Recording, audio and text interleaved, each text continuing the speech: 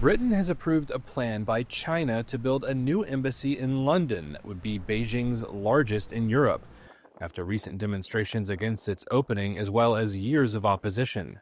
The approval comes despite warnings from both UK and US politicians saying it could be used as a base for spying, and that it might enable Beijing to eavesdrop on fiber optic cables used by finance firms running underneath the area. In Parliament Tuesday, Britain's Security Minister Dan Jarvis acknowledged China was a risk to national security, but downplayed danger from the new embassy.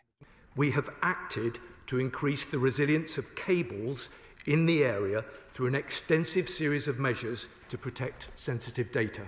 And I can confirm that, contrary to reporting, the government had seen the unredacted plans for the embassy. Based on all of this and our extensive work on this matter, I am content that any risks are being appropriately managed. In the past decade, the UK has gone from saying it wanted to be China's biggest supporter in Europe to being one of its fiercest critics, to now trying to reset relations again.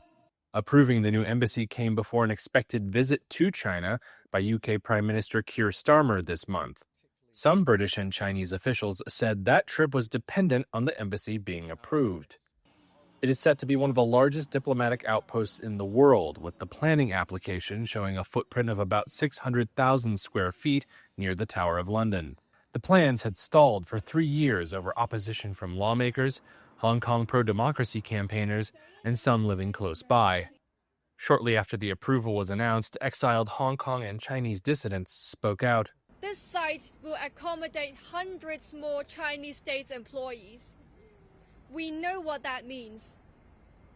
More interference, more influence operations, and more intimidations of people like me. They were speaking alongside residents who promised a legal challenge. This has been a long David and Goliath fight.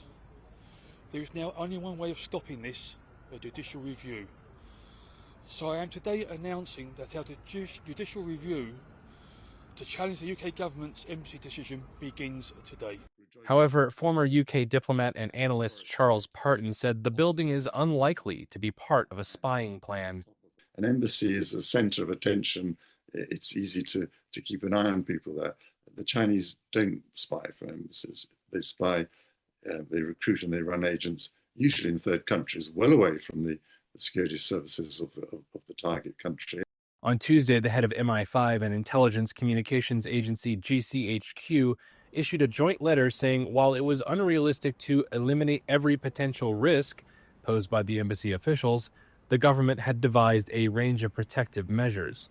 Britain's opposition Conservative Party described Tuesday's decision as a disgraceful act of cowardice from a government utterly devoid of backbone. The Chinese embassy in London said in a one-line statement that it noted the government's decision.